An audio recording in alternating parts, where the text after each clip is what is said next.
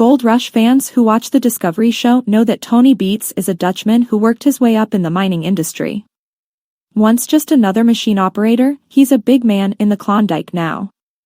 Apart from that, is he a mean person? Discovery fans want to know about that, so they discussed him on social media recently.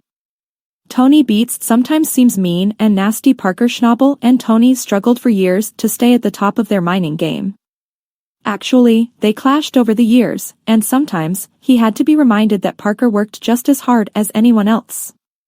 As it's a harsh environment, competition between miners always seems bound to happen. Tony Beets is not always a nice guy to work for, judging by the Discovery show. However, some viewers think that Fred Lewis is way worse. In fact, the crew members who leave and go over to Parker compare it to leaving hell and moving to heaven. However, recent fans think that Tony might win the award for being mean and nasty. Gold Rush fans discussed the Dutchman. A newcomer to watching the Discovery show took to Reddit and raised some questions about Kevin's dad. The OP wrote about binging the show. Is Tony Beets really that big of a jerk? Hey, guys, new member here, first time post. I've got a question. Me and my wife have been binging this show now, and we are on season 9 of the show. In the early seasons of the show, Fred was kinda the villain of the show, but ever since Tony has been in the show, he's gotten meaner and meaner. Is he really this mean? The show makes him look downright evil. IDC about spoilers, so if they make up, go ahead and tell me. Those who followed the Gold Rush show for years disagreed that Tony Beets is plain mean.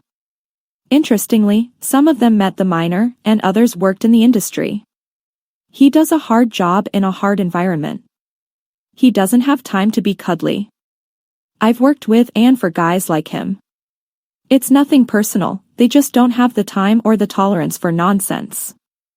And he's running a business in what I assume is very brutal and competitive line of work.